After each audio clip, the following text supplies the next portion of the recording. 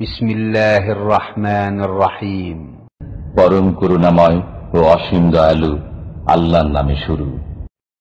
ومن أحسن قولا ممن دعا إلى الله وعمل صالحا وقال إنني من المسلمين.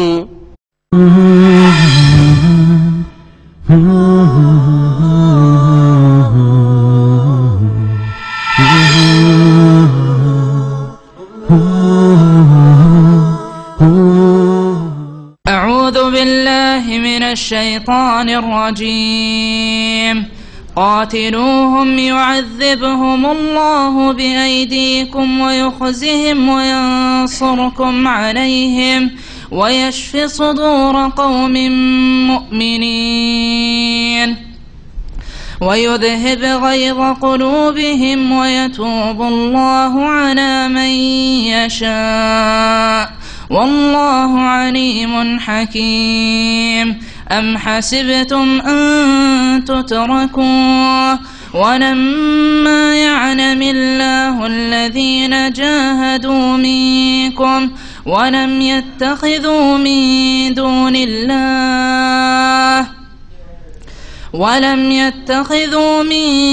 دون الله ولا رسوله ولا المؤمنين وليجة والله خبير بما تعملون. ما كان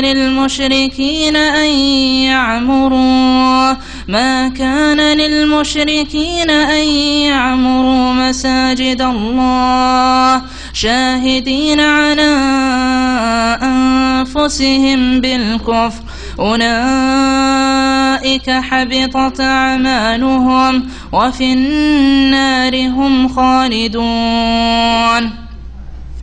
إنما يعمر مساجد الله من آمن بالله واليوم الآخر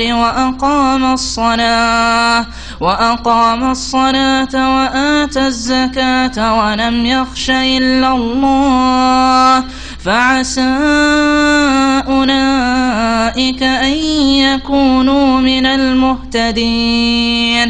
أجعلتم سقاية الحاج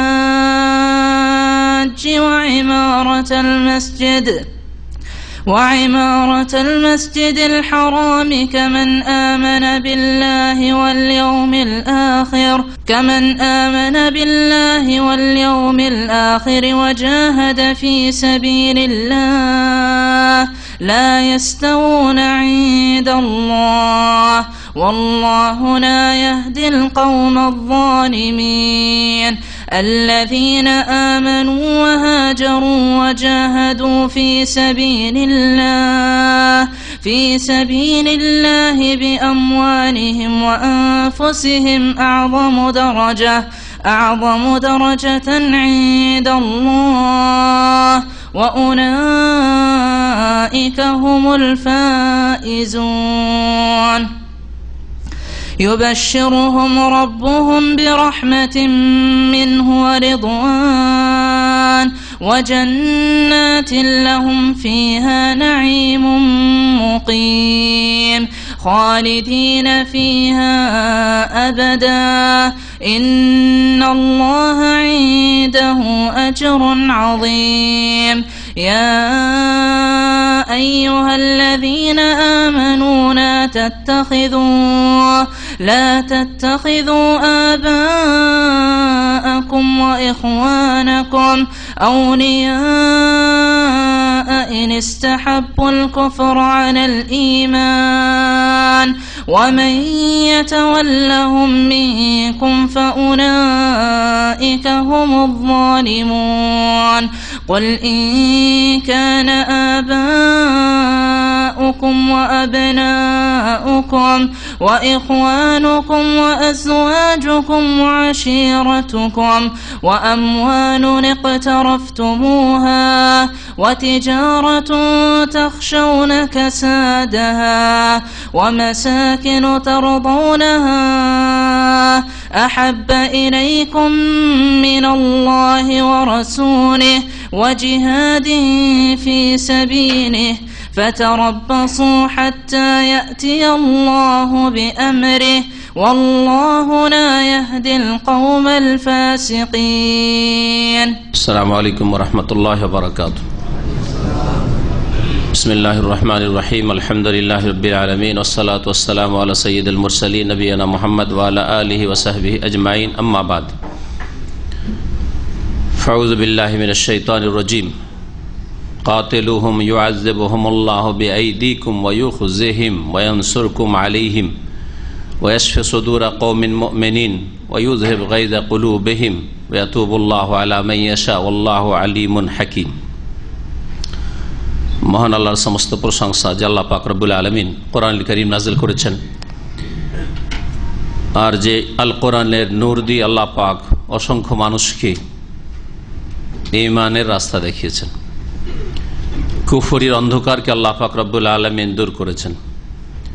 সালাত এবং সালাম নাযিল করেন মুহাম্মদুর রাসূলুল্লাহ সাল্লাল্লাহু আলাইহি ওয়াসাল্লামের উপর, যিনি কোরআন কারীমের বাস্তবায়নের জন্য আল্লাহ পাক যেভাবে নির্দেশ দান করেছেন তা সুন্দরভাবে পালন করেছেন। অন্তর থেকে অন্যায়ের প্রতিবাদ করে, কথার দ্বারা অন্যায়ের প্রতিবাদ করে এবং বল প্রয়োগ করার যতটুকু আল্লাহ ক্ষমতা দিয়েছেন তাতেও তিনি ত্রুটি করেন নাই। আমাদের তাফসীর হবে সূরা তওবার দ্বিতীয় পর্ব, আজকে আয়াত নম্বর 14 থেকে। আল্লাহ পাক রব্বুল আলামিন আয়াত নম্বর 14 এবং 15-তে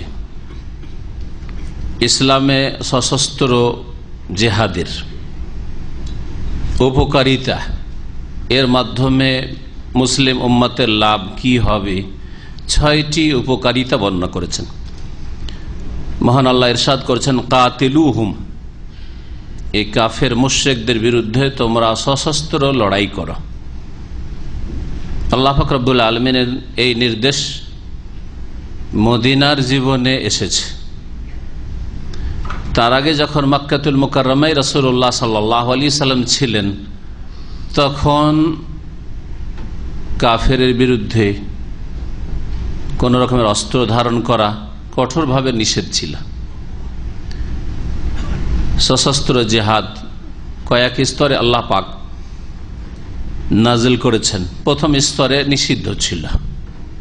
আলাম তারা ইলাল্লাযীনা ক্বিলা লাহুম কুফু আইদিয়াকুম ওয়া আকিমুস সালাহ, তুমি কি দেখো না ওই সব লোকের দিকে যাদেরকে বলা হয়েছিল কুফু আইদিয়াকুম, তোমরা নিজের হাতকে গুটিয়ে রাখো, হাতকে সংকুচিত রাখো, বিরত রাখো, হাত বাড়ায়ও না কোন জালেমের দিকে, যদিও জুলম অত্যাচার করে, খুন করে, এমন কোন জুলম নেই যে জুলম কাফেররা করেনি। মক্কায় নবী করিম সাল্লাল্লাহু আলাইহি ওয়াসাল্লাম এবং সাহাবা কিরামদের উপর সুমাইয়াকে শহীদ করেছে আবু জাহল লাআনাহুল্লাহ, কিন্তু কোন রকমের অস্ত্র ধারণ নবী সাল্লাল্লাহু আলাইহি ওয়াসাল্লাম তো দূরের কথা, প্রতিবাদ কেন এই কাজ করলে? আল্লাহ বলছে কুফু আইদিয়াকুম, নিষেধ ছিল। ওয়া আকিমুস সালাহ, তোমরা এখন শুধু সালাত আদায় করো, নামাজ আদায় করো, কিন্তু বল প্রয়োগ করা না, ওই ক্ষমতা তোমাদের হয়নি। সশস্ত্র লড়াইয়ের জন্য যেসব শর্তাবলী রয়েছে সেসব শর্ত এখনো পুরা করতে পারো নি তোমরা। সুতরাং আমার পক্ষ থেকে অস্ত্র ধারণ করা, বল প্রয়োগ করা নিষেধ। কুফু আইদিয়াকুম, মক্কায় নিষেধ ছিল। যদি অনুমতি থাকতো, আদেশ নাই, শুধু অনুমতি, অসুবিধা নেই, তাহলে সাহাবারা কখনো পিছপা হইতেন না, জবাবে হবে। কিন্তু আল্লাহ কেন অনুমতি দেননি সেই সময়, এটা গভীরভাবে একটু চিন্তা করা উচিত প্রত্যেক মুসলিমকে, বিশেষ করে আজকাল যুবক সমাজকে, যাদের রক্ত গরম, আবেগে মুসলিম জাতির জুলম অত্যাচার হচ্ছে, আর শর্ত দেখা দেখি নাই।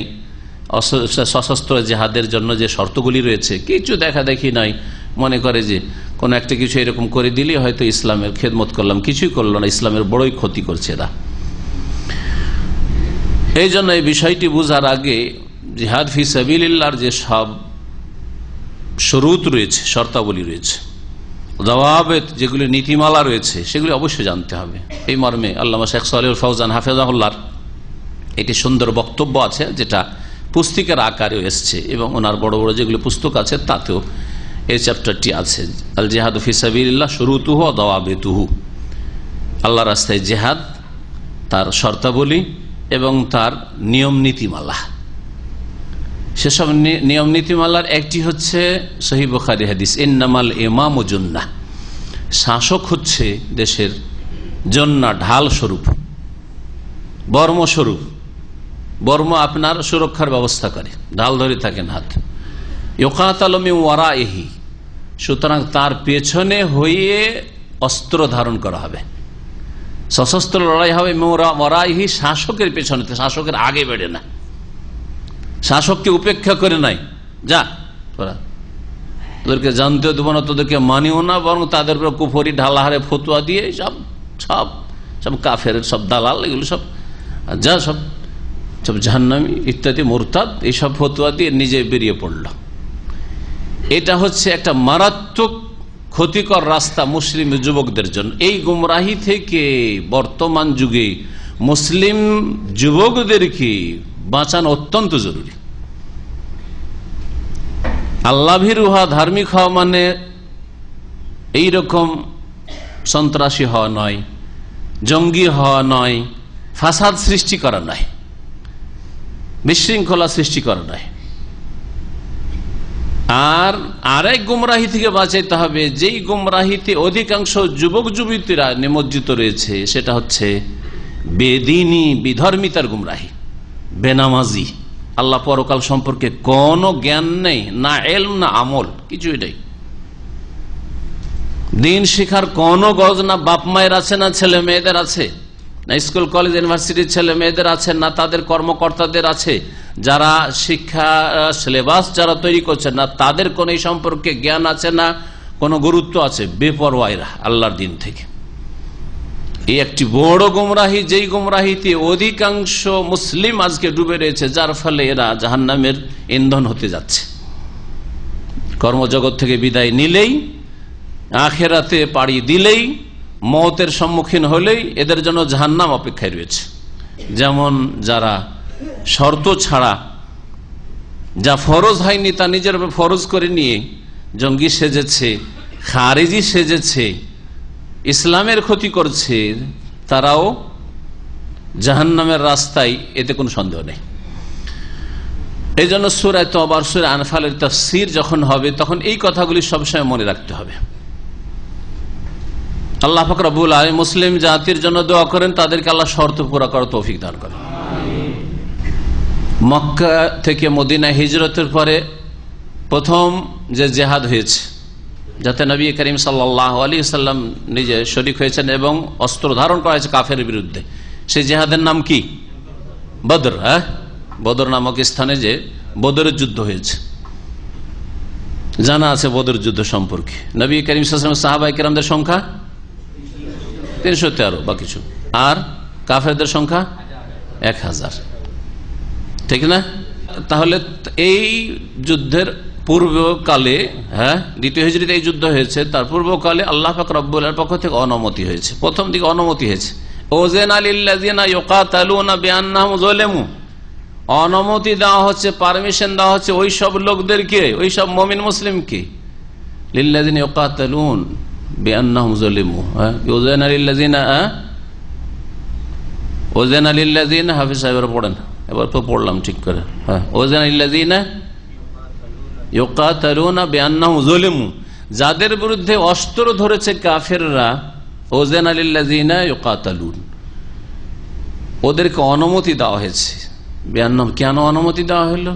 কারণ তোমরা মজলুম, নির্যাতিত, তোমাদের জুলুম করা হয়েছে, তোমাদের বাড়ি ঘর থেকে বের করা হয়েছে, তোমাদের খুন করা হয়েছে, কারো স্ত্রীকে বেঁধে রাখা হয়েছে, কারো ভাইকে বেঁধে রাখা হয়েছে, কোন মহিলা হয়তো চলে আসতে পেরেছে, তার স্বামীকে বেঁধে রাখা হয়েছে, আর কত রকমের জুলুম অত্যাচার 13 বছর ধরে চলেছে।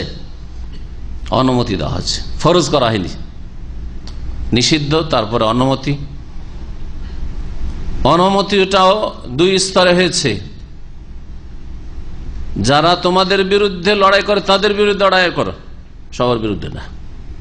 এইভাবে হয়েছে। আর তারপরে তখন হয়েছে যে না, যে কোনো কাফের বিরুদ্ধে লড়াই করো,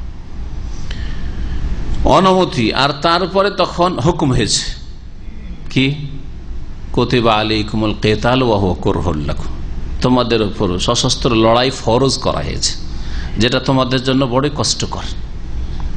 অত সহজ বিষয় নয় জানের ঝুঁকি নেওয়াটা। স্ত্রী বিধবা হবে, হ্যাঁ, ছেলে মেয়েরা ইয়তীম হবে, অত সহজ নয়।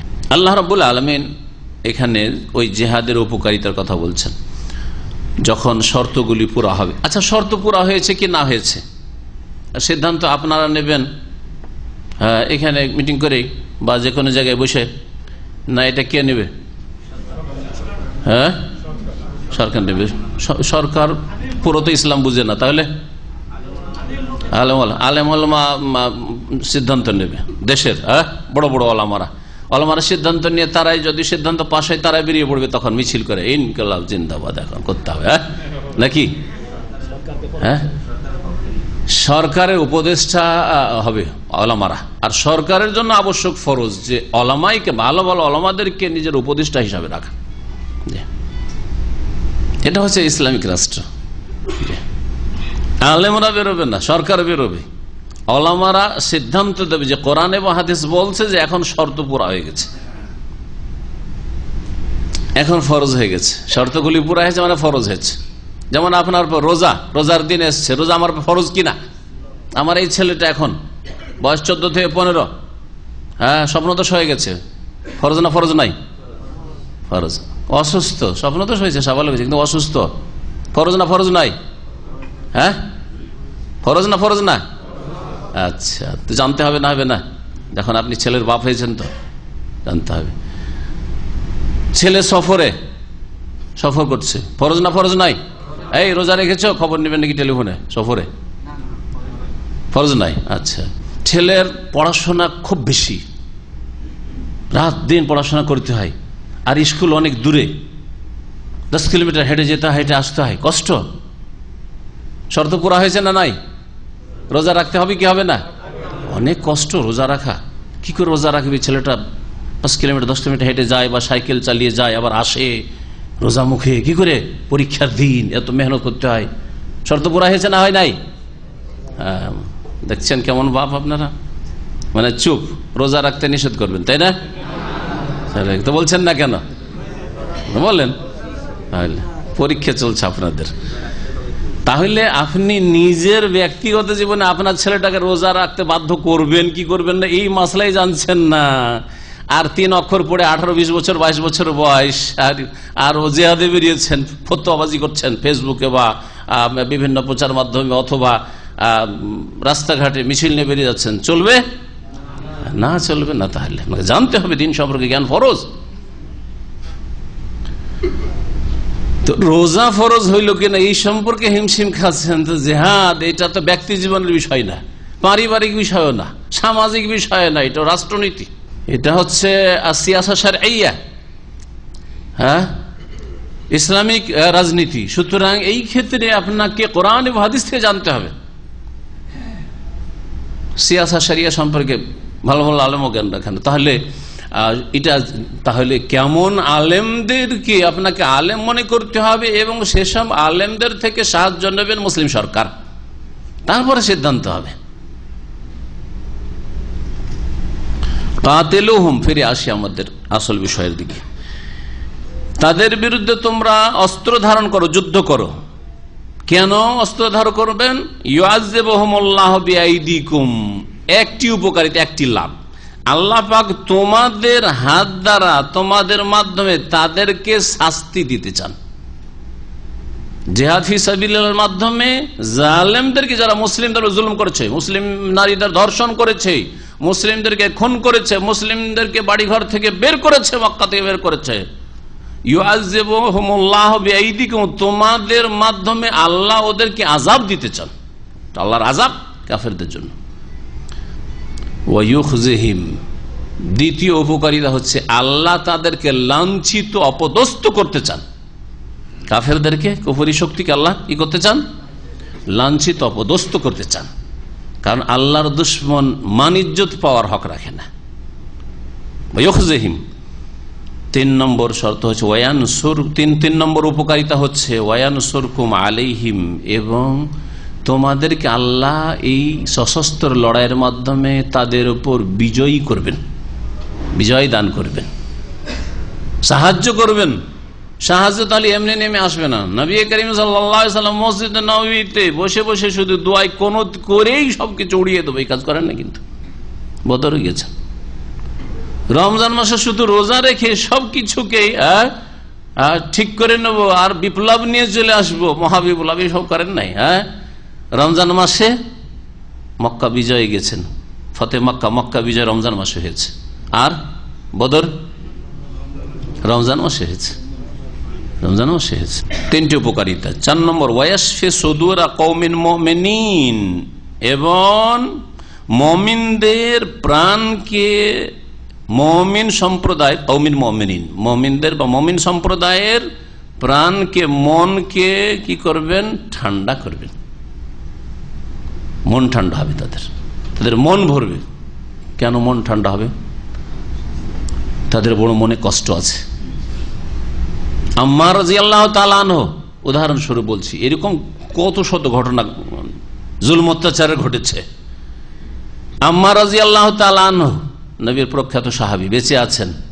তার মা সুমাইয়াকে কি করে, কি ভাবে শহীদ করেছে, তার বাবাকে ইয়াসেরকে কিভাবে শহীদ করেছে, বেলালকে কিভাবে আযাব দিয়েছে, রোদ্রে বুকের উপর পাথর চাপিয়ে দিয়ে গরম বালিতে আর গরম পাথরের উপর, সুবহানাল্লাহ, আহাদ আহাদ করতে থেকেছেন। খাব্বাব ইবনে আরতকে আগুন জ্বালিয়ে দিয়ে, আগুনের উপর শুইয়ে দিয়ে বুকের উপর চেপেছে। ওয়াসফি সুদুরা কওমিন মুমিনিন, মুমিনের অন্তর ঠান্ডা ঠান্ডা হবে, প্রাণটা ভরবে। 5 নম্বর উপকারিতা ওয়ায়ুযহিব গায়যা কুলুবিহিম, আর তাদের মনের জ্বালা দূর হবে বা মনের ক্ষোভ দূর হবে। গাইজ, গাইজ বলা হয় রাগ, গুসাকে। গাইজ, গজব এবং গাইজ মানে হচ্ছে গুসা, ক্রোধ। তো মনের মধ্যে যে ক্ষোভ রয়েছে বা জ্বালা রয়েছে, সেই জ্বালা ঠান্ডা হবে। এই জন্য বেলাল রাদিয়াল্লাহু তাআলা আনহু, বেলাল রাদিয়াল্লাহু তাআলা আনহু, জানেন তো বেলালের কথা, হাবাসী, তিনি গোলাম ছিলেন না? তার মালিকের কাছ থেকে খরিদ করে আজাদ করেছিলেন কে? আবু বকর সিদ্দিক রাদিয়াল্লাহু তাআলা। বেলাল রাদিয়াল্লাহু তাআলা আনহুর মালিকের নাম জানেন? মাশাআল্লাহ, কে বলল এটা? মাশাআল্লাহ, মুমতাজ, উমাইয়া ইবনে খালাফ। এই খবিস খুব আযাব দিত, শাস্তি দিত। যতক্ষণ মোহাম্মদের সাথে কুফরি না করবি, সারা দিন এরকমই শাস্তি, প্রতিদিন নিয়ে গিয়ে এরকম, আর গলাতে রশি বেঁধে টানতো পাথরে, আর বুকের পাথর চাপিয়ে রাখতো, বড় বড় পাথর চাপিয়ে রাখতো। আর তিনি একমাত্র আহাদ আহাদ আহাদ বলতেন, মোহাম্মদকে গাল দে, মোহাম্মদের সাথে কুফরি কর না। বদরে যখন উমাইয়াকে তিনি দেখে নিয়েছেন, সহিহ বুখারীর হাদিস, সহিহ বুখারীর ভারত উপমহাদেশে 2 খণ্ডে ছেপেছে, ওই যে কিতাবুল মাগাজিতে প্রথম দিকে হাদিসটা এসেছে। তিনি যখন দেখলেন যে আমার এই জালেম মালিক কত যে জুলম অত্যাচার মক্কায় করেছে, সেই সময় ওকে দেখে এই তো বেঁচে যাবে, পালিয়ে যাচ্ছে, আর মুসলিমরা কেউ তার দিকে খেয়াল করছে না, এ তো এখানে একে কেউ মারবে না মনে হয়, বা মারা যাবে না। তখন তিনি বলছে, ওয়াল্লাহি লা নাজাউ তো ইন নাজা উমাইয়া, তো আল্লাহর কসম করে বলছি, লা নাজাউ তো, কখনো আমি শান্তি পাবো না। এখানে নাজাতের মানে এখানে শান্তির অর্থ রয়েছে। লা নাজাউ তো, আমি শান্তি পাবো না, আমার মনের শান্তি হবে না। ইন নাজা উমাইয়া তো, আজকে যদি উমাইয়া নাজাত পেয়ে যায়, বেঁচে যেতে পারে। লা নাজাউ তো ইন নাজা উমাইয়া তো, লা আরবি সারফে মাজির ওপর আসে না, কিন্তু 3টি জায়গায় আসে। একটি কথা আমাদের দেশে প্রসিদ্ধ রয়েছে, সাধারণ হয়তো যারা গ্রামার পড়েছে তারা জানে, কিন্তু 3টি জায়গার একটি জায়গা হচ্ছে, দ্বিতীয় এটি একটি জায়গা, সেটা হচ্ছে কসমের পরে আসতে পারে। ওয়াল্লাহি লা নাজাউ তো, আল্লাহর কসম করে বলছি, আমি কখনো খুশি হইতে পারবো না, তোমরা ছাড়িয়ে না, ধরো এই উমাইয়াকে, আমি দেখে ফেলেছি এই যে উমাইয়া। তো আল্লাহ পাক কি বলছেন? ওয়ায়ুযহিব গায়যা কুলুবিহিম, তাদের মনের ক্ষোভ, মনের জ্বালা দূর হবে, জ্বালা নিভিয়ে যাবে। 6 নম্বর উপকারিতা জিহাদ ফি সাবিলিল্লাহ, ওয়া ইয়াতুবুল্লাহু আলা মান ইয়াশা, আল্লাহ পাক যার চাইবেন তওবা কবুল করবেন। জিহাদ চললে অনেকেই ইসলামের দিকে লাফ দিয়ে আসবে। ইসলামকে পড়ার ক্ষেত্রে সে অবজ্ঞা করবেন না, নাম পড়বো না, জানবো না আমি ইসলাম না, ইসলামকে জানার চেষ্টা করবে যে দেখি, যখন একটু চাপের মুখও আছি, জবরদস্তি ইসলাম নাই, লাইক রাফিদ্দিন, ওটাই জায়েজ নাই। কাউকে জবরদস্তি মুসলিম করবে এটা জায়েজ না, মুসলিমই হবে না, আপনার ফায়দাই হবে না, কেন করবেন আপনি? কিন্তু এমন সুযোগ সুবিধা করে দিতে হবে যাতে ইসলাম স্টাডি করে, ইসলামকে জানে, হ্যাঁ, ইসলাম সম্পর্কে জানার জন্য আগ্রহী হয়, যে দেখি এতে দুনিয়ারও বেনিফিট আছে।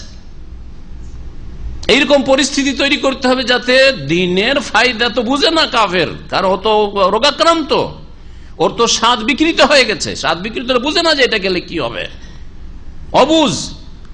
সুতরাং এমন অবস্থা তৈরি করতে হবে যাতে ইসলাম সম্পর্কে একটু চর্চা করে, পড়াশোনা করে ইসলাম জানা একটা সুযোগ করে নিতে পারে। ওয়াতুবুল্লাহু আলা মান ইয়াশা। যদি জিহাদ ফি সাবিলিল্লাহ চলতে থাকে তাহলে এই সুযোগটা হবে যে অনেক লোক তওবা করে আসবে। আর যদি এটা বন্ধ হয়ে যায় যেমন হয়েছে, তাহলে কি হবে? মুসলিম মুরতাদ হবে, মুসলিম খ্রিস্টান হচ্ছে, দারিদ্রের কারণে, অভাবের কারণে, স্বার্থের কারণে। কেউ তো কাদিয়ানি হচ্ছে, না হয় কেউ খ্রিস্টান হয়ে যাচ্ছে, ভালো কেউ চিকিৎসা পাচ্ছে, অথবা ভালো কেউ ছেলে মেয়েদের বিদেশে লেখাপড়ার সুযোগ পাচ্ছে। সেই জন্য একজন হিন্দু খ্রিস্টান হয়েছে, এখানে দামামে থাকতো, আজকে 15 বছর আগে কথা বলছি।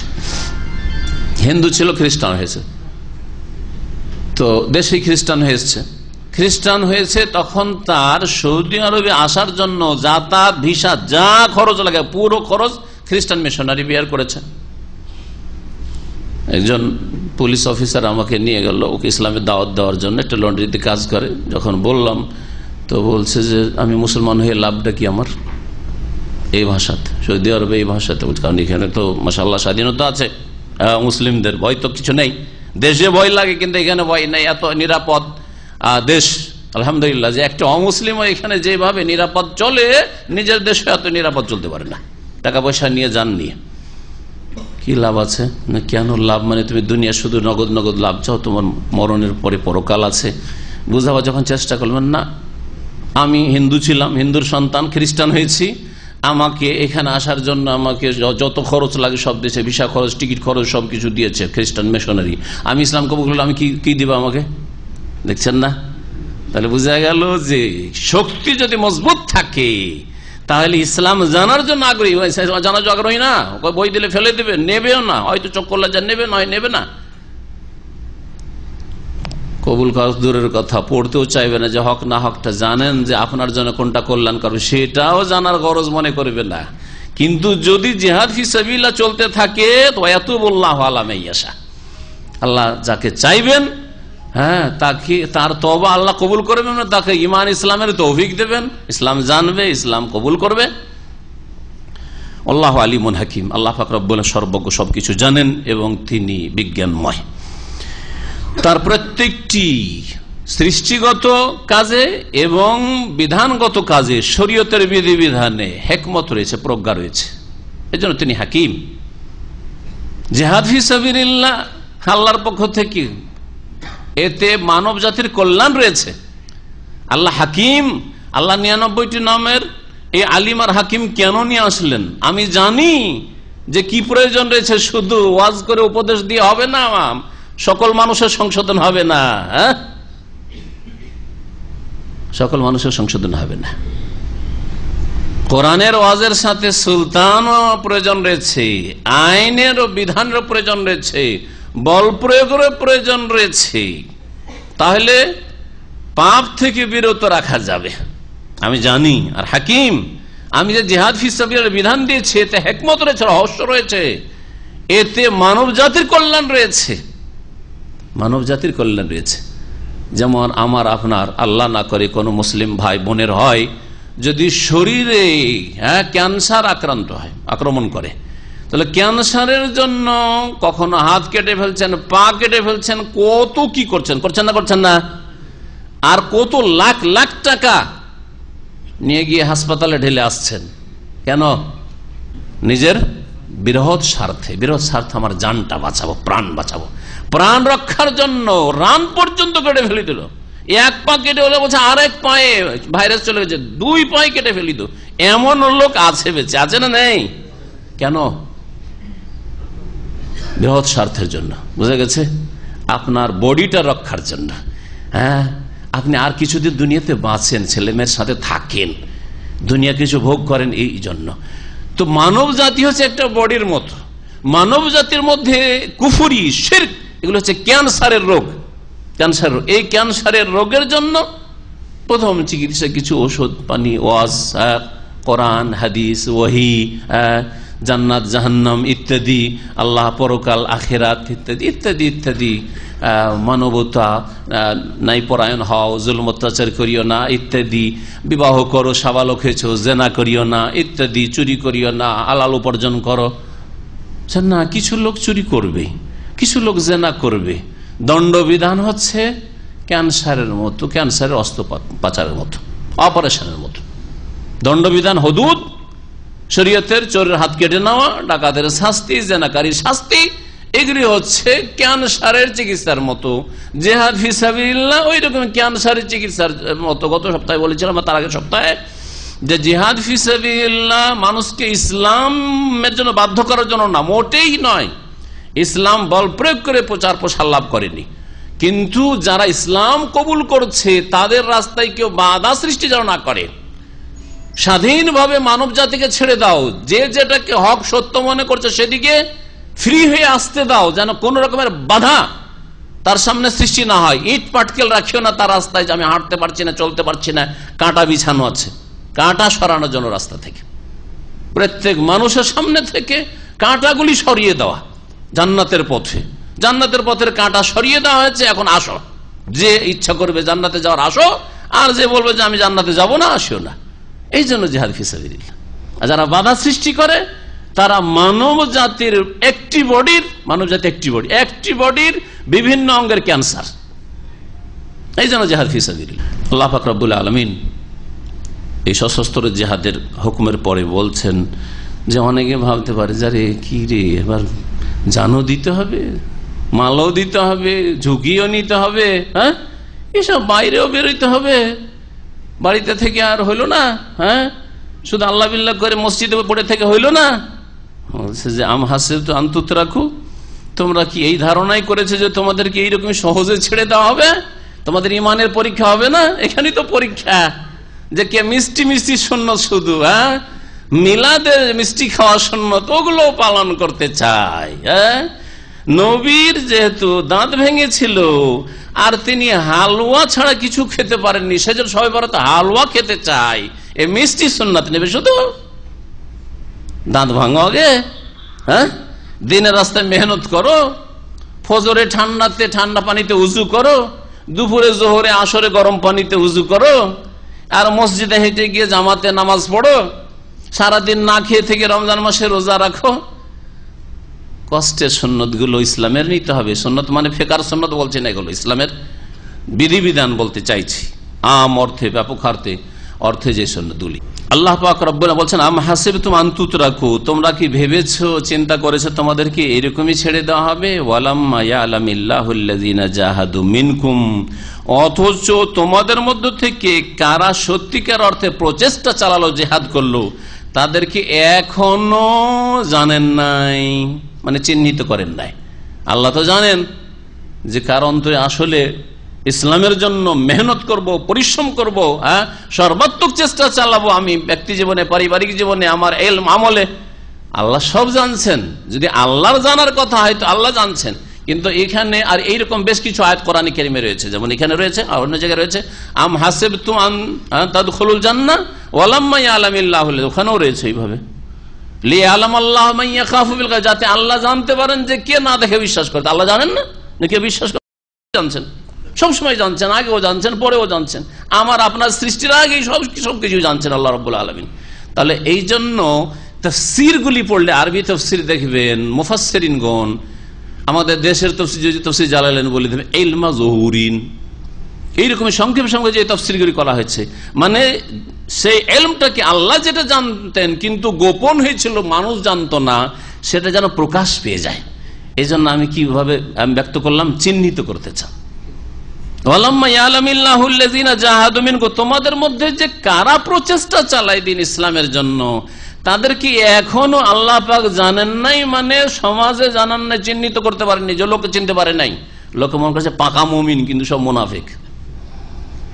মদিনায় যখন জিহাদ ফরজ হলো তখন মুনাফিক বোঝা গেল, নামাজে বোঝা যেত না। নামাজে মুনাফিক ও 5 ওয়াক্ত নামাজ পড়তে আসতো, মাঝে মাঝে অন্ধকারে চড়াইতো, এশার নামাজ, ফজর নামাজ। এই জন্য নবী সাল্লাল্লাহু আলাইহি ওয়াসাল্লাম বলেছে আসকালুস সালাত আলাল মুনাফিকিন সালাতুল ইশা ওয়া সালাতুল ফজর। সবচেয়ে ভারী নামাজ মুনাফিকের হচ্ছে এশার নামাজ, ফজর নামাজ। কারণ এখানে যদি লুকিয়ে থাকি তো জানতে পারবেন নবী সাল্লাল্লাহু আলাইহি ওয়াসাল্লাম, সাহাবীরাও জানতে পারবেন না। সুতরাং আমাদের বিরুদ্ধে কোন রকমের কোনো কিছু হবেও না, আর আমাদের ভয় নেই। আজকালকার মতো যদি আলো থাকতো, বিদ্যুৎ থাকতো, তাহলে এটাও তাদের জন্য বাড়ি হতো না রে, কমপক্ষে মুসলিম পরিচয় দিতে হবে। কিন্তু যেমন জিহাদ ফরজ হইলো, ওদের বেরিয়ে 300 মুনাফিক রাস্তা থেকে বেরিয়ে গেল, চিহ্নিত হয়ে গেল। আল্লাহ কোরআনে কারীমে আরো আসবে, ওয়ামিন আহলিল মাদিনাতি মারাদু আলান নিফাক। মদিনায় বড় বড় মুনাফিক আছে, মুনাফিকের শিখরে পৌঁছে আছে। লা তা'লামুহুম, আল্লাহ নবী বলছেন নবী তুমি জানো না। তাহলে বোঝা গেল যে নবী আলিমুল গায়ব নাকি? তো আল্লাহ যে বলছেন লা তা'লামু, তুমি তাদেরকে জানো না। নাহনু না'লামু, আমি আল্লাহ জানি, ওদেরকে চিনি। তো আল্লাহ সব জানেন, আল্লাহ জানিয়ে দিতে চান, ওদের মাধ্যমে জানিয়ে দিলে যে এগুলো মুনাফিক।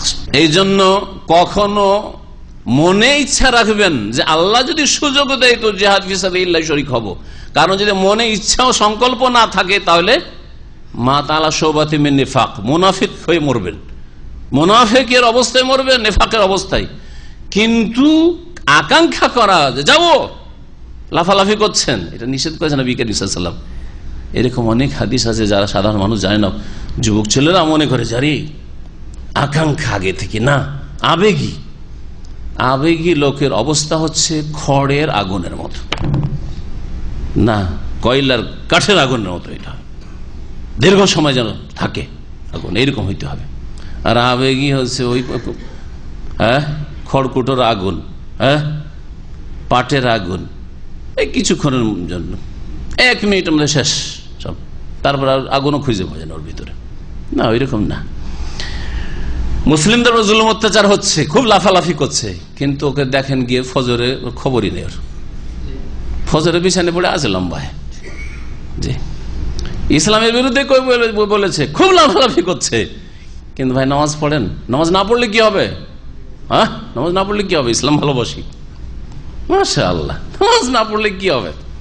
আপনার ঈমান ভঙ্গ করছেন, ও ঈমান ভঙ্গ করছে, ও কাফের মুরতাদ।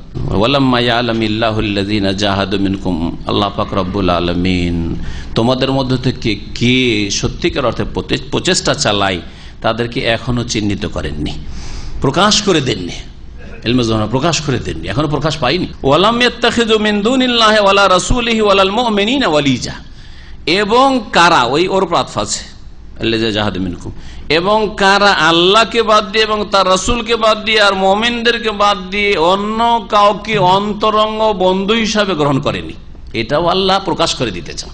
আল্লাহ তো জানছেন যে ভিতর ভিতর কাফেরকে অন্তরঙ্গ বন্ধু হিসাবে বেছে নিয়েছে। আন্তরিকতা পাপীদের সাথে রয়েছে, আন্তরিকতা রয়েছে আল্লাহ দ্রোহীদের সাথে, ইসলাম দ্রোহীদের সাথে, আন্তরিকতা রয়েছে ফাসেক পাপিষ্ঠদের সাথে। আল্লাহ জানছেন, কিন্তু এটা প্রকাশ করে দিতে চান। জিহাদ ফি সাবিলিল্লাহর মাধ্যমে প্রকাশ পেয়ে যাবে। এমন এমন ক্ষেত্র রয়েছে দিন ইসলামের, তখন স্পষ্ট হয়ে যাবে। যেমন আপনি সুন্নতের অনুসারী না বিদআতের অনুসারী প্রকাশ পাবে কখন? যখন আপনার বাড়িতে এমন কিছু হবে যেই ক্ষেত্রে সমাজে কিছু বিদআত হয়ে থাকে। 40 কোরআন খানি চলছে, দুয়ার মাহফিল চলছে, তারপরে বাপের জন্য মায়ের জন্য কি খরচ করলো না করলো, এগুলো করতে চাইছে আপনার আত্মীয় স্বজন। এখন আপনার ইমানের পরীক্ষা যে আপনি আসলে কি সহি আকীদা গ্রহণ করেছেন, না আপনি কচুর পাতার পানি, বা আপনি ওই তাল দিয়ে চলতে চান, যখন যেমন অবস্থা তখন ওই রকম চলবো, কেমন চলতে চান। তখন আপনি চিহ্নিত হয়ে যাবেন, তখন আল্লাহ জানিয়ে দেবেন সমাজকে, এখন আপনি সহি আকীদা আসেননি। আরে সামান্য কাজের জন্য বিদআত করে ফেললেন, সামান্য কাজের জন্য আপনি বাধা দিলে বাধা দিতে পারতেন, আপনার খরচে সবকিছু হইল।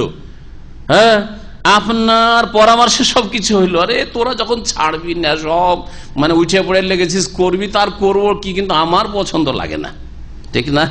এক শ্রেণীর ভদ্রলোকের এরকম আছে, আমি আসলে এগুলো পছন্দ করি না, এই মায়ের নামে খানা করতে হবে আর আর দোয়া মাহফিল করতে হবে, এইসব করতে হবে, এইসব নেই রে, সৌদি আরবে এইসব কিছু নাই, কিন্তু আমি তোরা ছাড়বি না তোর করবোটা কি, তোদের সাথেই আছি, যখন ছাড়বি না তো বেদাতীদের সাথেই আছি, বুঝা গেছে না? জি হ্যাঁ, আল্লাহ চিহ্নিত করেন এইভাবে, আল্লাহ চিহ্নিত করেন। এইরকম ক্ষেত্রগুলিতে চেনা যায় যে আসলে সহি আকীদার কে অনুসারী হয়েছেন, সহি আকীদাকে মজবুত করে ধরেছেন, আর সহি মানে কোরআন সুন্নাহকে কে মজবুত করে ধরেছেন, কোরআন সুন্নাহর কে প্রচার করতে চান, নাকি সুবিধাবাদী, যেখানে যেমন সেখানে তেমন। ওয়ালিজাতুন, ওয়ালাজা মানে হচ্ছে প্রবেশ করা, তাহলে এমন অন্তরঙ্গ বন্ধু যার ভালোবাসা আপনার অন্তরে একেবারে বসে গেছে, সেজন্য ওয়ালিজাতুন মানে অন্তরঙ্গ বন্ধু অনুবাদ করলাম। আল্লাহু খাবীরুম বিমা তা'মালুন, তোমরা যা কিছু করো সেসব সম্পর্কে আল্লাহ সম্যক জ্ঞান রাখেন বা সূক্ষ্ম খবর রাখেন।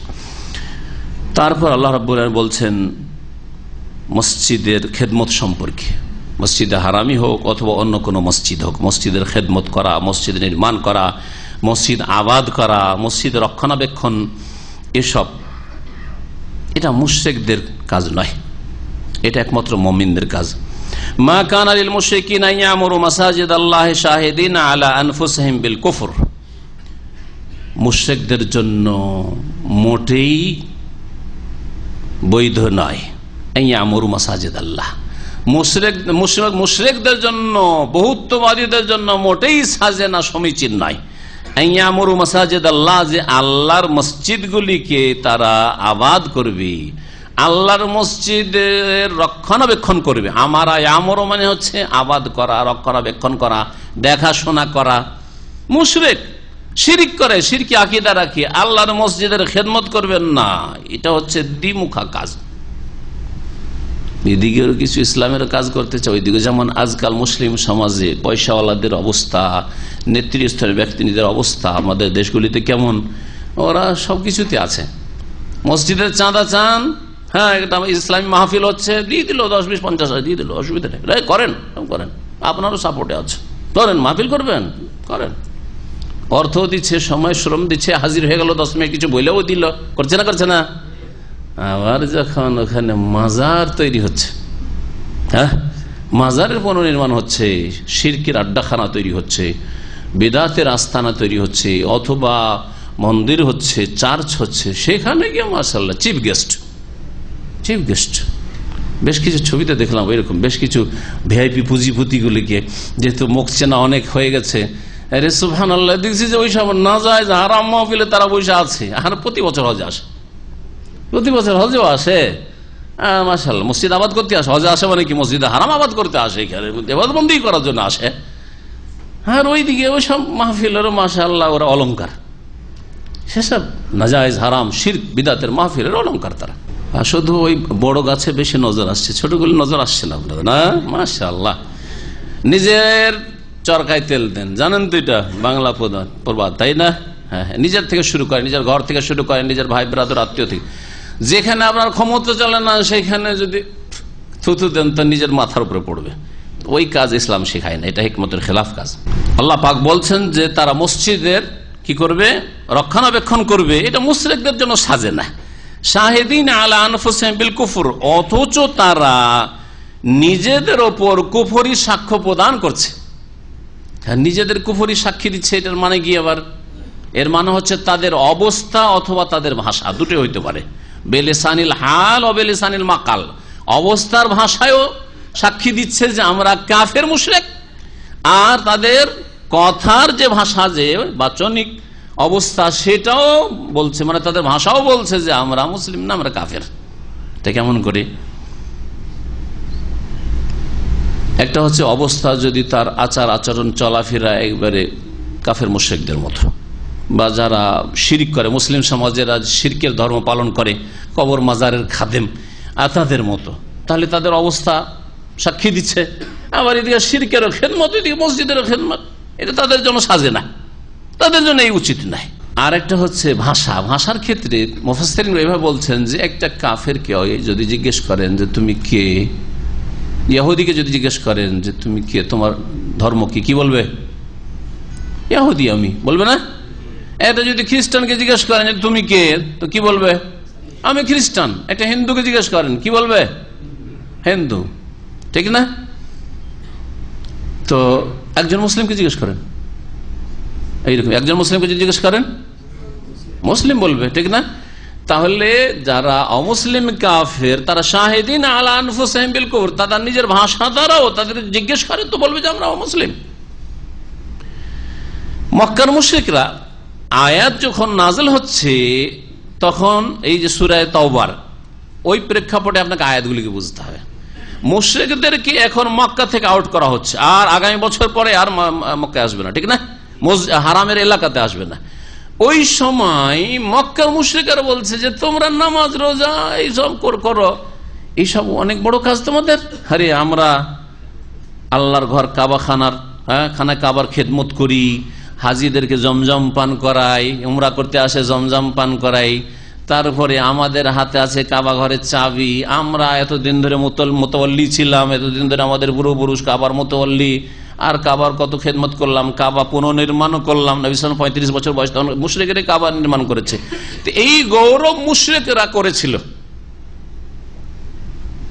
তার পরিপ্রেক্ষিতে আল্লাহ আয়াত নাযিল করেছে। মুশরিকদের জন্য সাজে না, যদি শিরক 300 মূর্তির পূজাও করছে আর ওরা কাবা ঘরের খাদেমও সাজতে যাচ্ছে, এটা সাজে না তাদের জন্য। কোন কোন তাফসীরকাররা বলেছেন এই আয়াত আর তারপরে যে আয়াতটি আসছে এই আয়াতের শানে নজুলে যে এরা কাফের মুশরিক ছিল যারা গৌরব করেছিল যে দেখো আমাদের বংশ গৌরব, আমরা কাবার খাদেম, আমরা এই জমজম পানি হাজিদেরকে খাওয়াই, তা আমরা এই দেখো খেদমত করি, এগুলো করি, তোমরা ওগুলো করো, আমরা এগুলো করি, এই গৌরব করেছি। তখন আল্লাহ পাক এই আয়াতগুলি নাযিল করেছে, এই দুটি আয়াত। আর কোন কোন মুফাসসিরগণ বলছেন যে মুসলিমদের মধ্যে একদল আগে প্রথম দিকে ইসলাম গ্রহণ করেছিল আর আরেক দল ইসলাম গ্রহণে বিলম্ব করেছিল। যারা বিলম্ব করেছিল তারা গৌরব করতে আমরা যদিও একটু লেটে ইসলাম গ্রহণ করেছি, কিন্তু আমরা কাবার খেদমত করেছি, আমরা জমজম পান করিয়েছি, আমাদের পূর্বপুরুষরা এই করেছে, আমরা এই করেছি সেই করেছি, শুধু তোমাদের চাইতে কম আমরা করিনি। যখন যারা আগে ভাগে সাবিকিন আউয়ালিন যারা আগে মুসলিম হয়েছেন তারা বললেন যে আমরা 13 বছর ওখানে মক্কায় কত জুলম বরদাস্ত করলাম, আবার মদিনায়, আর তোমরা এখন মুসলমান হলে। যেমন বদরের যুদ্ধে বলা হয়েছে যে আব্বাস রাদিয়াল্লাহু নবী সাল্লাল্লাহু আলাইহি সাল্লামের চাচাও বন্দী হয়ে এসেছিলেন। কেউ কেউ বলছেন যে আগেই তিনি ইসলাম গ্রহণ করেছেন কিন্তু সমাজের চাপে তিনি লুকিয়ে রেখেছেন তার ইসলামকে, আর কেউ বলছেন না ইসলাম গ্রহণ করেছেন তারপরে, বদর যুদ্ধের পরে। তো আব্বাস সম্পর্কে বলা হয়েছে যে তিনি বলেছেন যে তোমরা যদিও আগে ইসলাম গ্রহণ করেছো আমার, কিন্তু আমরা তো এইসব কাজগুলি করেছি। তখন আল্লাহ আয়াতগুলি নাযিল করেছেন যে শিরক কুফরিও করবে। আর এরকম বহু কাফের মুশরিক ছিল যারা গৌরব করে থাকে। আজকাল মুসলিম সমাজের আয়াতগুলি ফিট করে। মুসলিম সমাজে যারা বেনামাজি আছে আর বেশ কিছু ভালো কাজ করে, তারা কি বলে শুধু নামাজ পড়লেই হবে, শুধু নামাজ পড়লেই হবে, আমি নামাজ পড়ি না ঠিক, কিন্তু বাপ মার সেবা করি, হ্যাঁ জনকল্যাণমূলক কাজ করি, মানুষের পাশে দাঁড়াই, অন্তটা সাফ আমার, মাশাআল্লাহ এত সাফ যে নামাজে উঠতে পারে না। সাফ হওয়ার কারণে এত রোগ ধরেছে যে ঘুম তাকে চেপে ধরেছে, শয়তান এমন করে চেপে ধরেছে যে উঠতেই পারে না। ও না ফজরে উঠতে পারে না আসরে উঠতে পারে, বা জেগে থাকলে উঠতে পারে না, আজান হলে উঠতে পারে না। আজান হলে শয়তান পালায়, ওই জিন শয়তান পালায়, ওর সাথে সাথে মানুষ শয়তানও পালায়, দোকানপাট বন্ধ করে ভিতরে পালায়, মসজিদের দিকে আসে না। যেদিকে আজানের আওয়াজ ওইদিকে যায় না, ওইদিক থেকে দূরে পালায়, ঘরে পালায়, তাই না? জি হ্যাঁ, কেমন সাফ তাদের অন্তর। কিন্তু বলে তো ঠিক ওই রকমই কাফের মুশরিকরা গৌরব করেছিল তাদের কিছু জাহিলিয়াতের যুগে শিরকের অবস্থায় বেশ কিছু ভালো আমল নিয়ে তারা গৌরব করেছিল। তো যেমন মুসলিম সমাজের এই ফাসেক গুনাহগারগুলি আর ফরজ অজেব তরকারি নামাজ পড়ে না, আর বেশ কিছু ভালো কাজের জন্য তারা নিজের গৌরব করে থাকে, কোনো কাজে আসবে না এগুলো। শোনেন কি আল্লাহ বলছেন, উলাইকা হাবিতাত আমালুহুম, এরা যে ভালো কাজগুলি করেছে, কাবা ঘরের খেদমত অথবা জনকল্যাণমূলক কাজ, আজকাল মুসলিম সমাজে কিন্তু নামাজ পড়েনি, শিরকি আকীদা, এদের আমলগুলি বিনষ্ট হয়ে গেছে। শিরক করার কারণে আমল ধ্বংস হয়ে গেছে। সুতরাং কাবার খেদমত করে কিছু পাওনি, হাজিদেরকে জমজম পান করে কিছু পাওনি, সব গেছে, সব নষ্ট হয়ে গেছে। লাইন আশরাকতা লা ইয়াহবাতান্না আমালুক, শিরক করলে তোমার আমল ধ্বংস হয়ে যাবে। আল্লাহ পাক নবীকে বলছেন, 18 জন নবীর কথা সূরা আনামে উল্লেখ করার পর আল্লাহ কি বলেছেন, ওয়ালাউ আশরাকু লাহাবিতা আনহুম মা কানু ইয়ামালুন, এরাও যদি শিরক করত তাদের আমলগুলি সব বিনষ্ট হয়ে যেত, ব্যর্থ হয়ে যেত, সব ধ্বংস হয়ে যেত। ওয়াফিন নারি হুম খালিদুন, এবং এরা কাবার খেদমত করা সত্ত্বেও আর হাজিদের খেদমত করা সত্ত্বেও জাহান্নামে চিরকাল বসবাস করবে। ইন্নামা ইয়ামুরু মাসাজিদ আল্লাহ, তাহলে আল্লাহর মসজিদগুলির নির্মাণ বা আবাদ কারা করবে, রক্ষণাবেক্ষণ কারা করবে? ইন্নামা ইয়ামুরু মাসাজিদ আল্লাহ, নিঃসন্দেহে আল্লাহর মসজিদগুলির রক্ষণাবেক্ষণ ওই সব লোকেরা করবে যাদের মধ্যে এই 4টি গুণ রয়েছে। আল্লাহ 4টি গুণ এখানে উল্লেখ করেছে। 4টি গুণ উল্লেখ করে বাকি অন্যান্য যে গুণগুলি লাগে একজন মুসলিমের জন্য, মুমিনের জন্য, সেগুলির দিকে ইঙ্গিত করে দেওয়া হয়েছে। মান আমানা বিল্লাহি ওয়াল ইয়াউমিল আখির, যারা আল্লাহ পরকালে বিশ্বাস করে।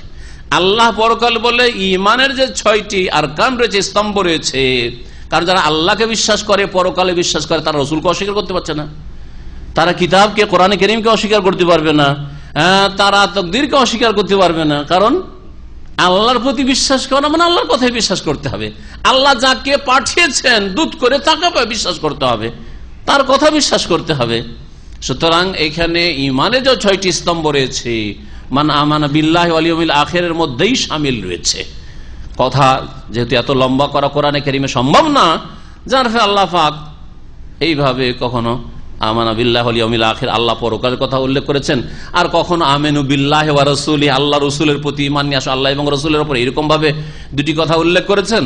এইভাবে আল্লাহ পাক উল্লেখ করেছেন, কিন্তু উদ্দেশ্য হচ্ছে সবগুলি। এমন নয় যে কেউ আল্লাহ আর রসুল দুটোকে মেনেই জান্নাত পেয়ে যাবে, অথবা আল্লাহর পরকালে বিশ্বাস করেই জান্নাত পেয়ে যাবে, কখনো না। যতক্ষণ পর্যন্ত ইমানের 6টি পিলারকে সম্পূর্ণভাবে বিশ্বাস না করবে এবং তার আওতাভুক্ত যতগুলি ইমানের শাখা প্রশাখা হইতে পারে, যতগুলি আছে প্রমাণিত, সেগুলিকে বিশ্বাস না করবে।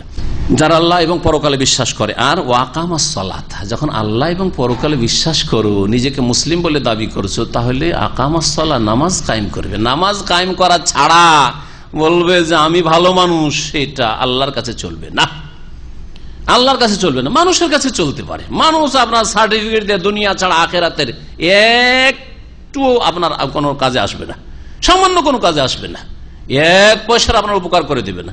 সারা বিশ্ব যদি সার্টিফিকেট দেয় আপনি পাকা মুসলিম, আর আল্লাহ বলে দেন না আনতা লাস্তা বিমুসলিম, তুমি মুসলিম হইতে পারোনি, মুমিন না, তোমার আকীদা আমলে শিরক রয়েছে, কোনো কাজে আসবে না আপনার সারা দুনিয়ার সার্টিফিকেট। সারা বিশ্বের সমস্ত মুসলিমও যদি সার্টিফিকেট দেয়, কাজে আসবে না। কিন্তু আল্লাহ যদি একাই সার্টিফিকেট দেন যে তুমি আমার বিধান মোতাবেক, কোরআন এবং হাদিস মোতাবেক মুসলিম, আর সারা দুনিয়া যদি বলে যে তুমি ইহুদি নাসারার দালাল, কোনো ক্ষতি হবে না আপনার। লা ইয়াদুর রহমান খাযালাহুম, এতে অপদস্থ করতে চাইলে কোনো ক্ষতি নেই, তাতে কোনো ক্ষতি নেই। এবং আল্লাহকে রাজি করার চেষ্টা করে সবসময়। আল্লাহ রাজি কিসে হবেন? কোরআন এবং হাদিস পড়েন আর ওই অনুসারে চলেন। আপনি দলিল ভিত্তিক জীবন যাপন করেন, আল্লাহ রাজি হয়ে যাবেন ইনশাআল্লাহ। বিনা দলিলে চলবেন, কখন অন্ধকারে গিয়ে আছাড় খাবেন। সুতরাং দলিল ভিত্তিক চলার চেষ্টা করেন, ইলম আমল, এই হচ্ছে হুদা আদ-দীনুল হক, যার কথা আসছে আমাদের তাফসিরে। তো তাহলে আপনি আল্লাহকে রাজি করতে পারবেন। আপনার মুখ্য উদ্দেশ্য থাকবে আল্লাহকে রাজি করা। তারপরে আল্লাহকে রাজি রেখে যত লোককে রাজি করা সম্ভব, ঠিক আছে, অসুবিধা নেই। কিন্তু আল্লাহকে নারাজ করে বাপ মাকে রাজি করবো, কখনো না। আল্লাহকে নারাজ করে বসকে রাজি করবো, কখনো না। আল্লাহকে নারাজ করে আমি রুজির রাস্তা খুলবো, কখনো না। আল্লাহকে রাজি করা আমার প্রথম কাজ, আর তারপরে আমার দুনিয়া কেমন হচ্ছে আল্লাহ দেখবেন, ওইটা আমি আমার কাজে চেষ্টা করব। আল্লাহ পাক বলছেন যে নামাজ কায়েম করবে। আর নামাজ কায়েম করা মানে কি? 4 ওয়াক্ত পড়লে নামাজ কায়েম হয় না। আমার নামাজ কায়েম করার উপায়, এতে 6-7টি দিক উল্লেখ করেছি, ভালো করে শুনে নেবেন আলোচনা করি। নামাজ কায়েম করা সংখ্যার দিক থেকে, সময়ের দিক থেকে, পরিমাণের দিক থেকে, তরিকার দিক থেকে, খুশু খুজু কোয়ালিটির দিক থেকে, এরকম বিভিন্ন দিক রয়েছে, যে দিকগুলি অতি আলোচনা করা হয়েছে। তাহলে নামাজ কায়েম হবে। ওয়াতা যাকাত, এবং যাকাত প্রদান করে, 3 নম্বর গুণ। ওয়ালাম ইয়াখশা ইল্লাল্লাহ, 4 নম্বর গুণ হচ্ছে যে আল্লাহ ছাড়া কাউকে ভয় করে না, আল্লাহকে ভয় করে। সুতরাং আল্লাহ নিয়ে আমার চিন্তা যে আল্লাহকে রাজি করতে হবে, এটা আমার প্রথম কাজ। আল্লাহকে রাজি করার পরে আমি দেখব যে আল্লাহকে রাজি রেখে কাকে রাজি করা যেতে পারে। ওয়ালাম ইয়াখশা ইল্লাল্লাহ, আল্লাহ ছাড়া কাউকে ভয় করে না। ফাসা উলাইকা আন ইয়াকুনু মিনাল মুহতাদিন, আল্লাহ পাক বলছেন যে তাহলে আশা করা যায়, এ আশা মানে আশা করা যায়। গত আলোচনাতে বলেছি যে আল্লাহ সম্পর্কে যখন আল্লাহ বলবেন যে সম্ভবত, তখন সম্ভবত না, কি অর্থ তখন? ইয়াকিনের অর্থ, নিশ্চিত। হ্যাঁ, যেমন আল্লাহ শব্দ এসছে বা আশা এসছে। কিন্তু মানুষের ক্ষেত্রে যখন আমি তোমার সম্ভবত সাহায্য করব, মানে হতে পারে আবার নাও হইতে পারে। কিন্তু আল্লাহ যদি বলেন লাআল্লি, তাহলে নিশ্চিত, ইয়াকিনের অর্থ, কারণ আল্লাহর ওয়াদাতে কোনো বার খিলাফ। ফাসা, তাহলে আশা করা যায়, উলাইকা ইয়াকুনু মিনাল মুহতাদিন, যে এরাই হবে কি মিনাল মুহতাদিন, উলাইকা ওরাই হবে মিনাল মুহতাদিন, হেদায়েত প্রাপ্ত। তাহলে হেদায়েত প্রাপ্ত হওয়ার জন্য, আর হেদায়েত প্রাপ্তরাই মসজিদের খাদেম হবে, মসজিদের রক্ষণাবেক্ষণ করবে, যার আল্লাহ পরকাল ঈমান রয়েছে এবং শিরক মুক্ত, তার মানে শিরক মুক্ত, তাওহীদ প্রতিষ্ঠাকারী, 5 ওয়াক্ত সালাত কায়েম করে আর যাকাত প্রদান করে, আল্লাহ ছাড়া কাউকে ভয় করে না। কারণ যখন দুনিয়াকে ভয় করবে, ব্যবসার ক্ষয়ক্ষতি হয়ে যাবে, তখন যে কোনো নাজায়েজ কাজ করতে পারে। আরে পূজার চাঁদা না দিলে ব্যবসার ক্ষতি হয়ে যাবে, আরে মাজারের চাঁদা না দিলে, মাজারে 50,000 টাকা চেয়েছেন, না দিলে ব্যবসা মন্দা হয়ে যাবে, কাস্টমার সব হাত ছাড়া হয়ে যাবে, বুঝা গেছে? কিন্তু আল্লাহকে যখন ভয় করবেন না, কে কি করছে আর কি হচ্ছে না হচ্ছে সব দেখার বিষয় নয়। আমার দেখার বিষয় আল্লাহ পাক এতে নারাজ হয়ে যাবে। আমি যদি এই হারাম কাজ করি তো আল্লাহ নারাজ হয়ে যাবে, আমি আল্লাহকে নারাজ করব। স্ত্রী স্বামীর ক্ষেত্রে ওই রকমই, কারণ অনেক স্বামী রয়েছে যারা হারাম নাজায়েজ করতে বলতে বাধ্য করে। বন্ধু বান্ধব নিয়েও খাবে, ফাসেক, আর স্ত্রীকে বাধ্য করে যে না খাওয়া, বসে বসে তুমি উঠিয়ে দাও, আসো। বন্ধু বান্ধবরা কি বলবে, আমি কি করে এদের সামনে মুখ দেখাবো তুমি যদি এদের সাথে দেখা সাক্ষাৎ না করো। দিনদার মেয়ে, পরেশগার মেয়ে, মাদ্রাসা পড়া মেয়ে আসবে না, জবরদস্তি বাই ফোর্স, না হলে তালাক দিয়ে দেবো তোকে, ভয়ে, তালাকের ভয়ে। তখন ওই বন্ধুদের সামনে গিয়েছে, তারপরে বন্ধুকে খুব চমৎকার সুন্দর লেগেছে তার বিবি দেখে, এইদিকে তখন ওর সাথে ভিতরে যোগাযোগ শুরু করেছে। যখন বন্ধু থাকে না তখন ঘরে চলে আসে দেখা সাক্ষাতের জন্য, কারণ একদিন দেখা সাক্ষাৎ করিয়ে দিয়েছে। প্রথম দিকে একটু আপত্তি ছিল, কিন্তু ধীরে ধীরে ধীরে একেবারে জেনায় প্রেমে লিপ্ত। সত্য ঘটনা, এটা সত্য ঘটনা। ধ্বংস করলো কে? এই মেয়েটিকে, এই খবিস স্বামী, এই পাপিষ্ঠ স্বামী। সুতরাং এই ক্ষেত্রে আল্লাহকে রাজি করতে হবে। আমার আল্লাহ রাজি থাকলে এর চেয়ে ভালো স্বামীর আল্লাহ ব্যবস্থা করে দেবেন, এর চেয়ে ভালো আমার স্ত্রীর ব্যবস্থা করে দেবেন। আল্লাহকে নারাজ করে স্ত্রীকে রাজি করব, সেই জন্য দাঁড়িয়ে রাখতে পারি না। আজকাল অধিকাংশ বাঙালিদের অবস্থা এরকম, বলছি না অধিকাংশ, কারণ দীর্ঘদিন দাওয়াতি কাজ করছি। সমস্যা কি? বলছে যে যারা বিয়ে করেনি কোনো মেয়ে পাওয়া যাবে না, এত ভয়। আল্লাহ মেয়ে জুটাবে না, ভাগ্যে দিচ্ছেন না, আল্লাহর বিশ্বাসই নেই। নিজে মনে হয়েছে মেয়ের বাবা ওকে মেয়ে দিচ্ছে, বোঝা গেছে? হ্যাঁ, মেয়ে পাওয়া যান, দাঁড়িয়ে রাখলে কেউ মেয়ে দিবে? শেখ বিয়েটা করিনি তারপরে। আউযুবিল্লাহ, আল্লাহকে ভয় করেন না, মানুষকে ভয় করেন, কে মেয়ে দিবে না দিবে। আমি বলি আরো ভালো মেয়ে পাবেন, কারণ যে দাঁড়িয়ে দেখে আসছে ও ভালো হয়ে আসছে, ভালো, সেই জন্য ভালোকে চায়, সেই জন্য আসছে। সংশোধন করে নিজের ইসলাহ করেন, আর তারপরে দাঁড়িয়ে রাখেন। আপনার স্ত্রী অসন্তুষ্ট হচ্ছে, তাকে ইসলামের জ্ঞান দিন, অবুঝ বুঝে না। আর যদি জ্ঞান পাওয়ার পরেও না মানে, তাহলে যেই ব্যক্তি আল্লাহর বিরোধিতা করতে পারে, আপনার বিরোধিতা করবে না, খেয়ানত করবে না। 2 বছরের জন্য রেখে আসছেন, কি বিশ্বাস তার যে আপনাকে দাড়িটা রাখতে দেয় না? তার কিসের বিশ্বাস? আবার তার আখলাক চরিত্রের, তার স্বার্থ পূরণের জন্য যে কিছু করতে পারে, তার মনের চাহিদা পূরণের জন্য যে কিছু করতে পারে। অসতী অবশ্যই, এতে কোনো সন্দেহ না। রাগ করবেন না কোনো মহিলা আমার কথা শুনে, কারণ আমার এই কথা অনেক মহিলার কাছে পৌঁছবে। আর অনেকে ভাবে যে আমি তো দাঁড়িতে বাধা দিই, কিন্তু আমি অসতী নয়। কিন্তু এটা বলছি আমি মেজরিটিকে খেয়াল রেখে বলছি, অধিকাংশ মহিলা যারা আল্লাহর দিন পালন করতে বাধা দেয়, বা অধিকাংশ পুরুষ যারা স্ত্রীকে আল্লাহর দিন পালন করতে বাধা দেয়, তারা অসৎ, অসতী, সৎ লোক নয় তারা। ওয়ালাম ইয়াখশা ইল্লাল্লাহ, আল্লাহকে ভয় করবেন আপনি, আল্লাহকে ভয় করবেন আপনি। ফাসা ইয়াকুনু মিনাল মুহতাদিন।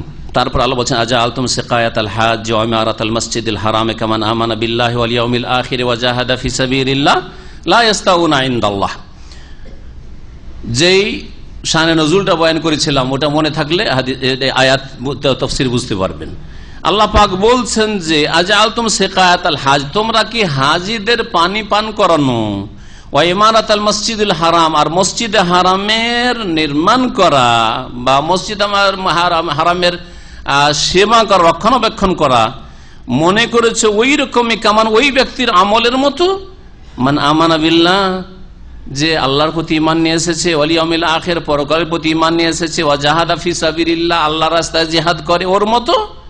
একজন লোক আল্লাহ পরকালে বিশ্বাস করেছে, জিহাদ ফি সাবিলিল্লাহ, আল্লাহর রাস্তায় রক্ত ঝরাতে প্রস্তুত, আর আরেকজন মসজিদ হারামের খাদেম আর হাজিদের খাদেম, জমজম পানি বালতিতে করে উঠিয়ে উঠিয়ে কষ্ট করে পান করিয়েছে, কিন্তু শিরকও করেছে আর ইসলাম কবুল করতে বিলম্ব করেছে। কবুল করলেও দুজনেই সমান হয়ে গেল, কখনো সমান না। আল্লাহ বলছে লা ইয়াস্তাউনা ইনদাল্লাহ, আল্লাহর নিকট দুজনে কখনো সমান হইতে পারে না।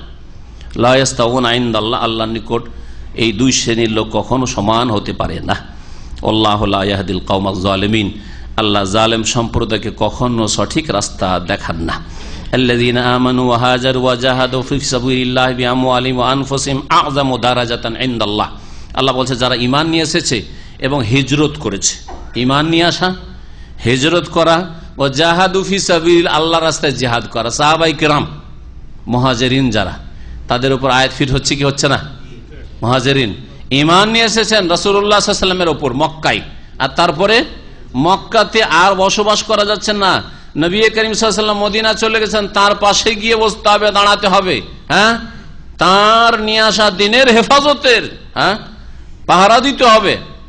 সুতরাং হিজরত করে চলে এসেছেন, মাতৃভূমি বলে পরোয়া করেন নাই, বংশধরা বলে পরোয়া করেন নাই, হিজরত করে চলে এসেছেন। আর তারপরে যখন জিহাদের হুকুম হলো, বদরেও হাজির, ওয়াজাহাদ ফি সাবিলিল্লাহ, ওহদেও হাজির, খন্দকে হাজির। আল্লাহ পাক বলছেন যে যারা আল্লাহ রাস্তায় জিহাদ করেছে, বিআমওয়ালিহিম, তাদের ধন সম্পদ দিয়ে, ওয়া আনফুসিহিম, তাদের জান দিয়ে, আ'যামু দারাজাতান ইনদাল্লাহ, তার আল্লাহর নিকটে বড় উঁচা মর্যাদার অধিকারী, মহান মর্যাদার অধিকারী, অধিক উঁচা মর্যাদার অধিকারী। আযম ইসিম তাফজিলের শেখা রয়েছে, তার মানে যারা পরবর্তীকালে ইসলাম কবুল করেছে, মক্কা বিজয়ের আগে পরে, বদর ওহদ হয়ে যাওয়ার পরে, হ্যাঁ, তারা কখনো যেন এই কথা না ভাবে, অথবা যারা পরে এসছে আজকালকার এক শ্রেণীর নেক লোকেরা মনে করে যে আমরা আমাদের সমসালাত দিয়ে, নামাজ রোজা ইবাদত বন্দেগী দিয়ে আমরা এগিয়ে চলে যাব, আমরা বড় ওলি হয়ে যাব। না, কখনো না, এই কথা ভাবিয়েন না। আর তারপরে আরো এই ক্ষেত্রে যারা সাহাবাই কেরামরা, যাদের উপর এই আয়াতগুলি ফিট হচ্ছে, মুহাজিরিন আনসার, তাদেরকে যদি গালমন্দ করে, তাদেরকে বলে যে না তারা কপট হয়ে গেছিল, নাউজুবিল্লাহ, তারা মাত্র কয়েকজন ছাড়া কেউ মুসলিম ছিল না, তাহলে যারা এই ধরনের কথা বলে অথবা অন্তরে লুকিয়ে রাখে তারা নিঃসন্দেহে মুনাফিক। সহিহ বুখারীতে হাদিস রয়েছে, আল আনসার লা ইউহিব্বুহুম ইল্লা মুমিন ওয়া লা ইউবগিযুহুম ইল্লা মুনাফিক।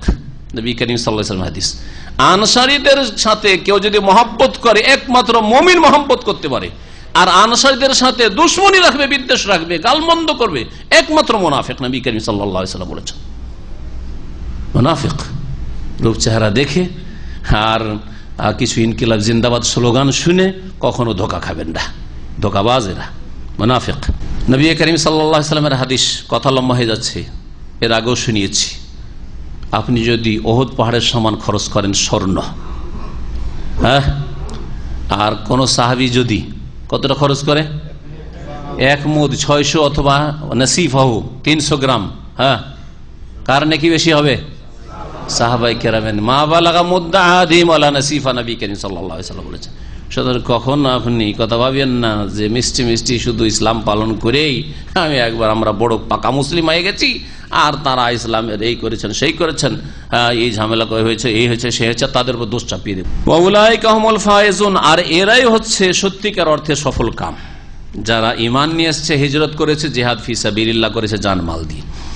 ইউবাশশিরুহুম রাব্বুহুম বিরাহমাতিম মিনহু, আল্লাহ পাক তাদেরকে সুসংবাদ দিবেন, তাদের প্রতিপালক তার পক্ষ থেকে রহমতের, করুণার, ওয়া রিজওয়ানিন সন্তুষ্টির, ওয়া জান্নাতিন এবং জান্নাত সমূহের, লাহুম ফিহা নাঈমুন মুকিম তাদের জন্য সেখানে রয়েছে স্থায়ী সুখের সম্ভার, নাইমুন স্থায়ী নিয়ামত তাদের জন্য রয়েছে। খালিদিনা ফিহা, তাতে তারা চিরকাল থাকবেন, আবাদান চিরকাল বসবাস করবে। ইন্নাল্লাহা ইনদাহু আজরুন আযীম, নিঃসন্দেহে আল্লাহর নিকটে, তার নিকটে, ইন্নাল্লাহা ইনদাহু নিঃসন্দেহে আল্লাহর নিকটে আজরুন আযীম, মহাপুরস্কার রয়েছে তাদের জন্য।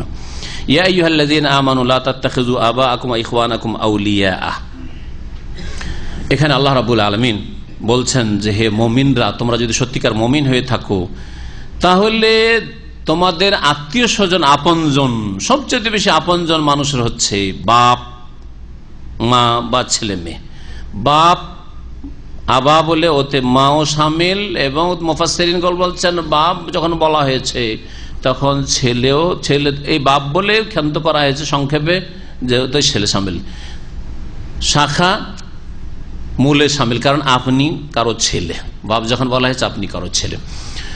আর ইখওয়ান বলে ভাই বোন, আত্মীয় স্বজন যারা পাশের রয়েছে তাদেরকে উদ্দেশ্য করা হয়েছে। এরা যদি আল্লাহ দ্রোহিতা পছন্দ করে, কুফরিকে পছন্দ করে, শিরকে পছন্দ করে, প্রাধান্য দেয়, তাহলে কখনো তাদেরকে তোমরা বন্ধু হিসাবে গ্রহণ করবে না।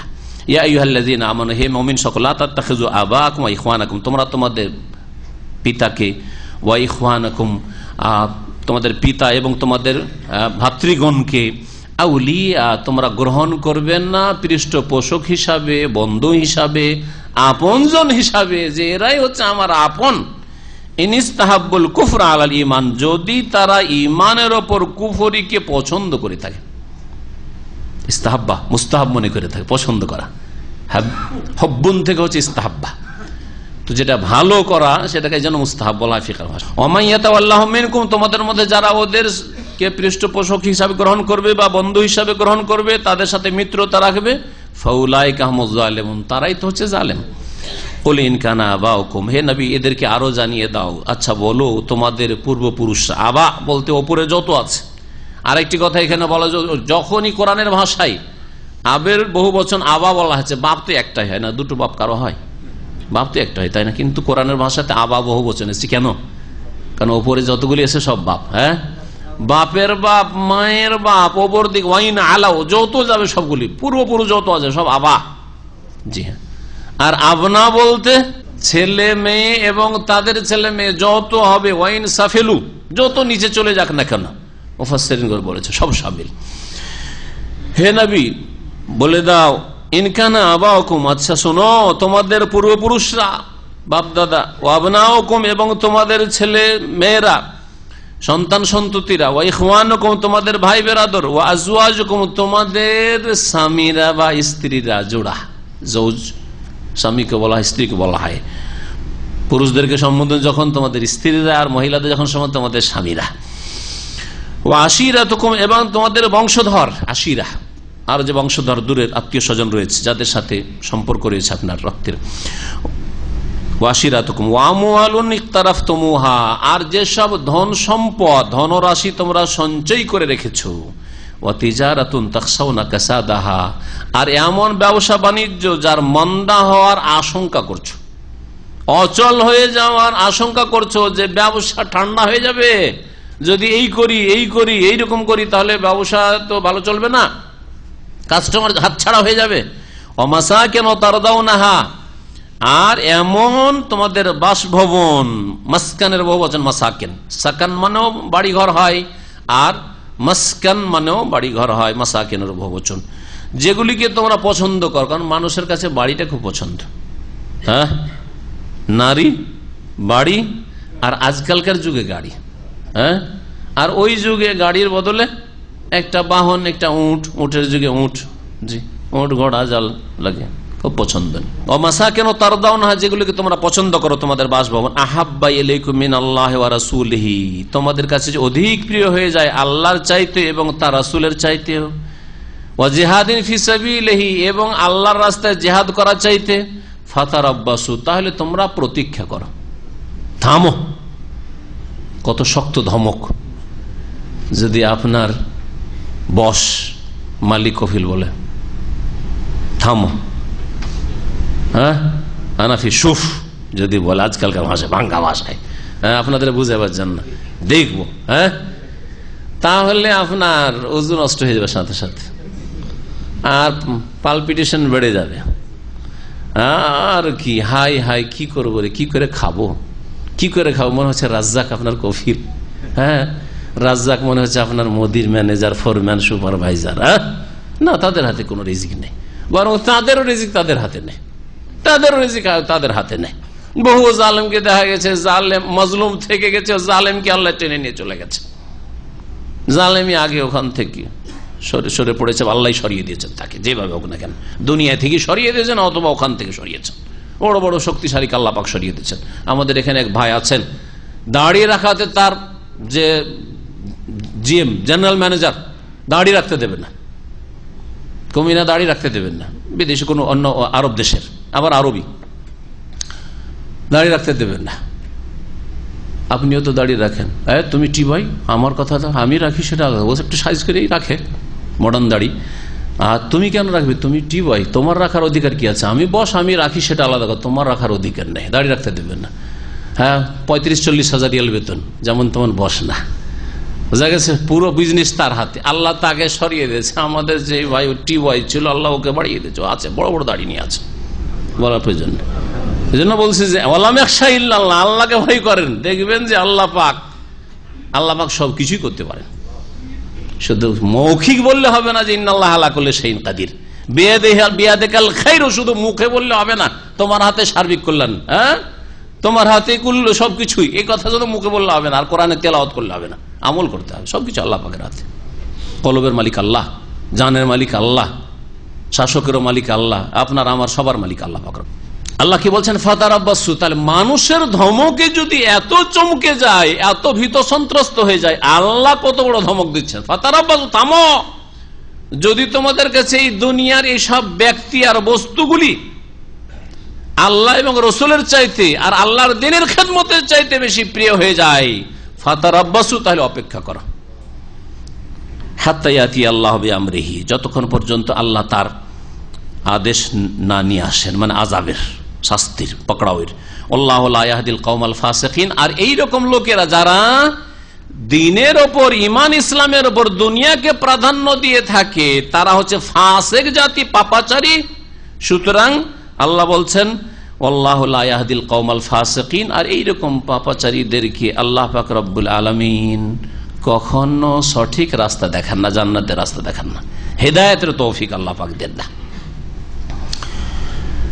এই আয়াত আল্লাহ পাকের ভালোবাসা এবং রাসূলের ভালোবাসা সাল্লাল্লাহু আলাইহি সাল্লাম সবচেয়ে বেশি হইতে হবে, সবচেয়ে বেশি হইতে হবে, দুনিয়ার সমস্ত ব্যক্তি বস্তুর চাইতে বেশি হইতে হবে।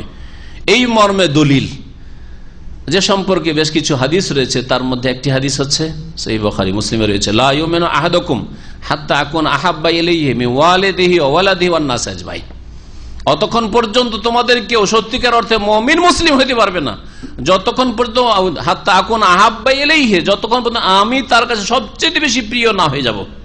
নবীর ভালোবাসা কি জন্য? নবীর ভালোবাসা কিসের জন্য? আল্লাহর জন্য। তাহলে আল্লাহর ভালোবাসা আগে।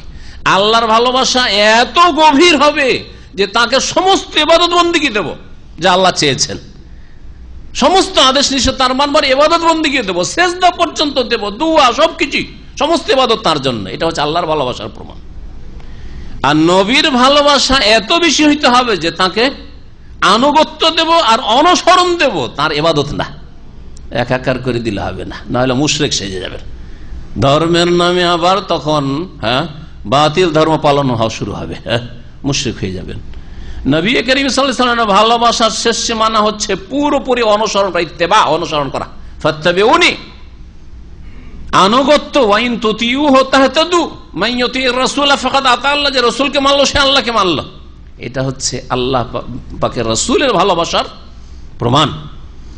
আর আল্লাহর ভালোবাসার প্রমাণ আল উবুদিয়াতুল কামিলা, পূর্ণাঙ্গ ইবাদত, মা খালাকতুল জিন্না ওয়াল ইনসা ইল্লা লিয়াবুদুন, আল্লাহর ইবাদত পুরোপুরি আপনি ইবাদত করবেন, যত ইবাদত আল্লাহ দিয়েছেন আল্লাহ পাকের ইবাদত করবেন, বিশেষ করে ফরজ ইবাদতের হেফাজত করবেন, যত সহকারে আদায় করবেন, আর হারাম নাজায়েজ থেকে বেঁচে থাকবেন। এরপরে হুনাইনের যুদ্ধের কথা আসবে, নতুন প্রসঙ্গ শুরু হবে। আর আজকাল সময় কম, এই জন্য আমরা আশা করছি যে আপনারা 1টার মধ্যে এখানে আসেন। আমরা জুমা মসজিদটাকে আরও সংক্ষেপ করার চেষ্টা করব, যাতে ওখানে 12:30টায় শেষ হয়ে যায়। ও সাল্লাল্লাহু আলা নবিয়িনা মুহাম্মদ ওয়া আলা আলিহি ওয়া সাহবিহি আজমাইন।